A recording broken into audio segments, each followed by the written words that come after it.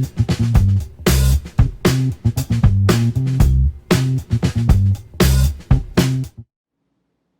I'm Mariana and I'm the graduate coach at Ingenious Prep, and I'm here to talk to you about what to do if you get rejected from your ED school. First of all, please don't panic. It is not the time to completely overhaul all of your materials. You don't have to start over from scratch, and you shouldn't be completely tossing out your essays. Keep in mind that colleges reject students for a lot of different reasons, and sometimes that includes students that are qualified and strong applicants.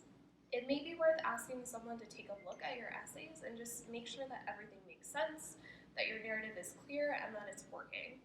You might want to ask a family friend, a teacher, or someone that you trust to look at your work. The next thing that you want to do is make sure that you're checking the rest of your school list. You want to have a good mix of target schools, safety schools, and reach schools.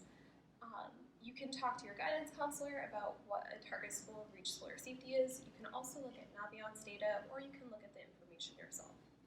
Usually a safety school is a school that accepts 50% or more of their students. A target school is a school that accepts 30% roughly, or like 35% of students. And a reach school is anything that accepts 20% or less of their students that apply. You also want to look at the academic profile of the students that are being admitted.